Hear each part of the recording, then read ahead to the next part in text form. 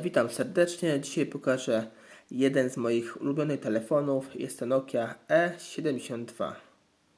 Popatrzcie sobie sami. Telefon został wyprodukowany w 2009 roku, taki przełom 2009 między 2010 i zobaczcie sobie sami, jak się ona jeszcze prezentuje bardzo elegancko.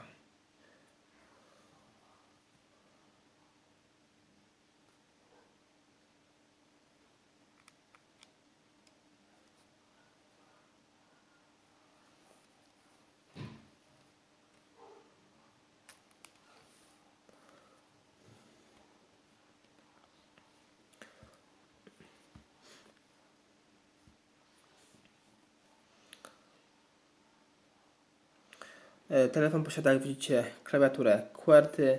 Bardzo fajnie się na niej pisze. Bardzo szybko.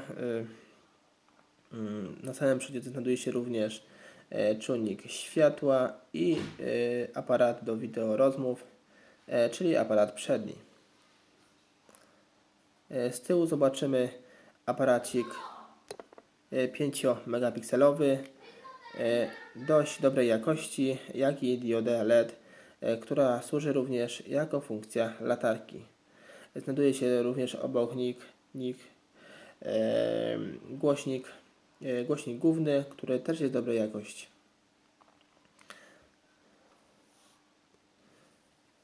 Na boku znajdują się klawisze do multimediów, ściszenia, pogłaszania. Możemy też zmniejszać i zwiększać zdjęcia oraz tu jest skrót właśnie do tych multimediów.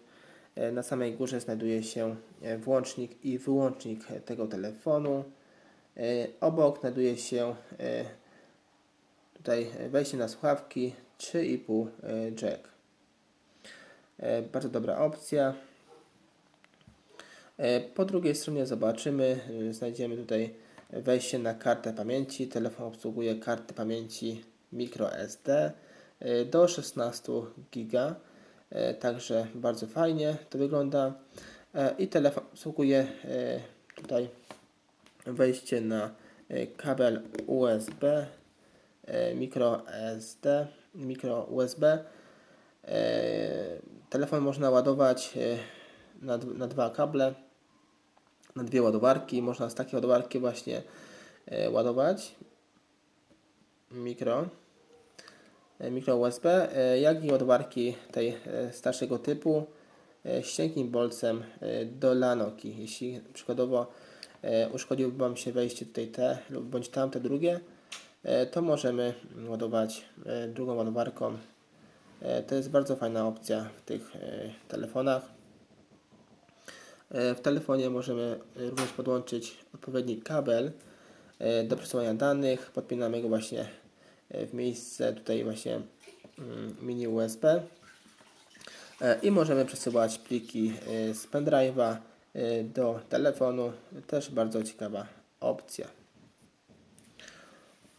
Telefon, jak wspominałem wcześniej, posiada aparat 5 megapikselowy. Teraz sobie sprawdzimy, jak on działa.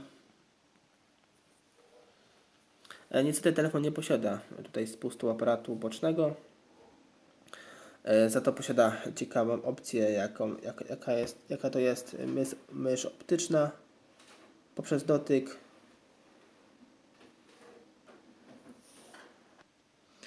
O, teraz widzimy tutaj poprzez dotyk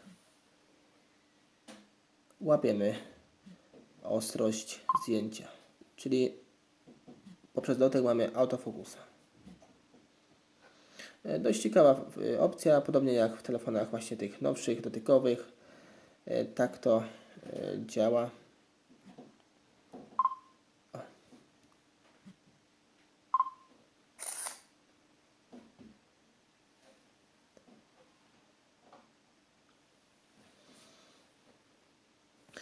Telefon posiada szereg różnych aplikacji.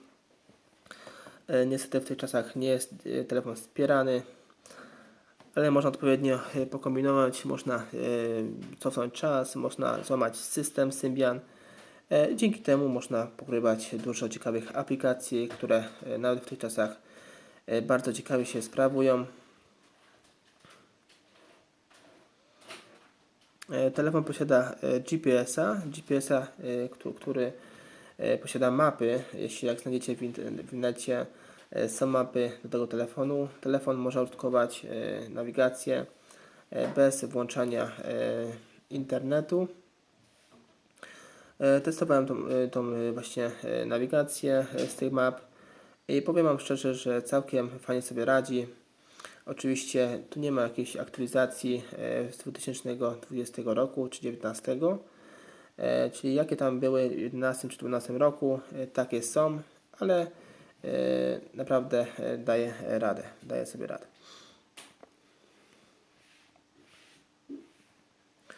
Tutaj widzicie aplikacje oryginalne tego telefonu, jakie zostały wgrane przez producenta. Ja tu wgrywałem sobie aplikację, nie omawiam systemu, bo specjalnie nie miałem na to czasu, ale tutaj zostały wgrane aplikacje Opera Mini, najnowsza w formacie JAR, bo format SIS, tak jak wspominałem, musi być łamany, żeby wgrywać jakiekolwiek aplikacje, żeby funkcjonowały. Na szczęście znalazłem ostatnio taką stronę, która została specjalnie stworzona dla ludzi, którzy interesują się takimi telefonami mimo upływu tych 11 lat. Nazywa się SIS Store Lite i tutaj właśnie na tej stronie można pościągać sobie te mapy właśnie i różne typy aplikacji, które zostały stworzone kiedyś i które są stwarzane na teraz przez miłośników tej marki i tego typu telefonów.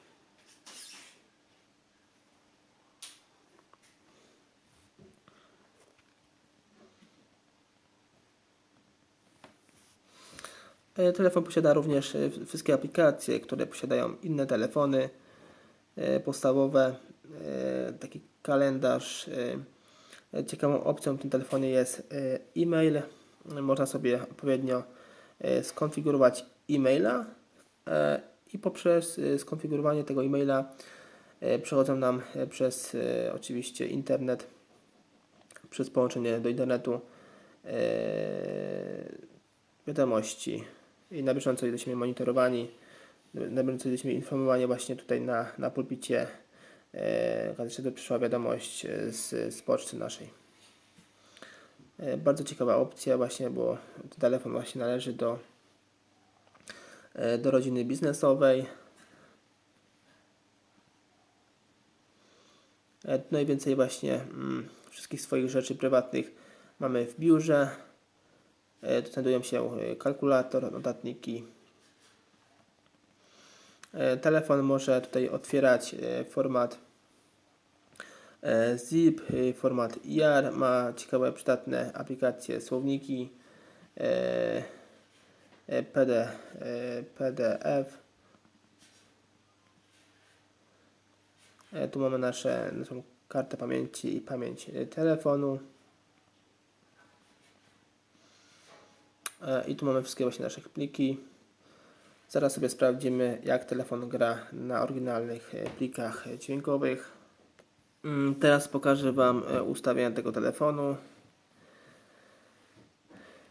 W połączeniach mamy oczywiście Bluetooth, podstawa USB. Możemy łączyć telefon z komputerem przez internet, odprowadzać nasz internet z telefonu. Możemy też wgrać aplikację do tego telefonu, dzięki której możemy rozprowadzać internet po innych telefonach, robić taki sobie hotspot. Telefon posiada tutaj sieci do wyboru 3G, GSM albo 3G i GSM podwójny. Tak, widzicie opcje, jakie są w tym telefonie.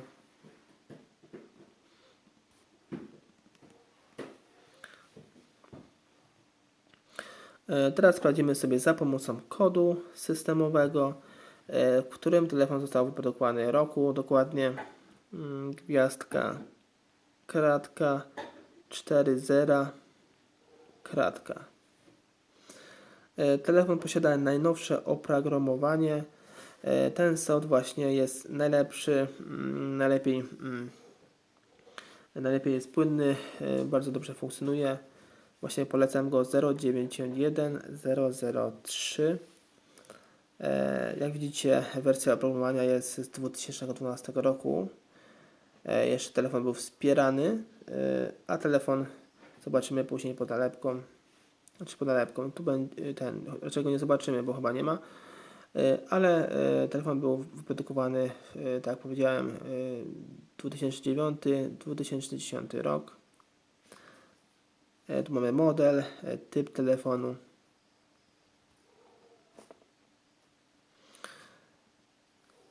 To już wszystko w tym filmiku. Dzięki za oglądanie. Cześć.